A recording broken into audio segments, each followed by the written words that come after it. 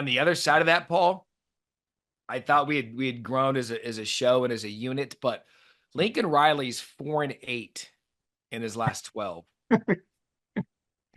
mean, I know you gave me a hard time on SportsCenter the other day for that one more shot at Lincoln Riley, but I tried to prop the guy up after LSU, Matt, but I think you can tell where I'm going on him. Yeah, he's 4-8 in his last 12, and now it all comes down to where he finishes this season in terms of what USC's prospects are, because they're out of the playoff. First year in the Big Ten, they're out of the playoff. They got a random game at Maryland, so you'll see the graphic again of how much they travel, but we could have solved this in realignment and not done it. Rutgers, Washington, Nebraska, UCLA, Notre Dame. I mean, Not a lot. Look, hey, if we get here to the midway point of the season, I have two that we're not talking about enough, but midway point of the season, halftime. Are there any teams that we're not talking about right now that we should?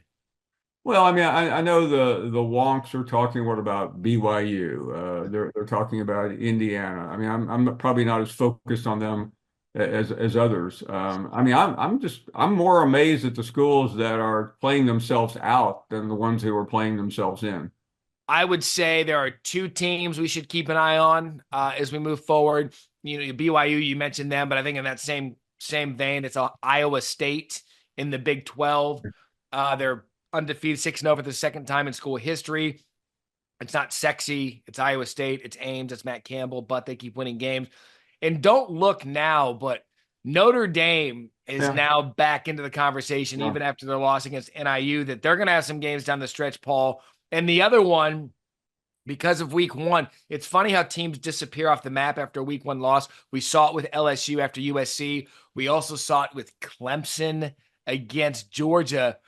Paul, right now, Clemson and Miami in the ACC. Miami had the off week, but Dabo Swinney just quietly hanging out there with a bunch of group guys that he knows because he's anti-portal. No, I agree. And I was watching that massive win over Wake Forest yesterday, thinking the same thing. And by the way, not to take away from Dabo Swinney's greatness, but Texas A&M is also a school that is just sitting there getting no attention, with only a loss now to Notre Dame. Yeah, and they've got the schedule to kind of do something about it. They were also off last week. Connor Wegman got the start a week before. Mike Elko, year one, just kind of like, hey, just give me some talent. I'll play some hard-nosed football.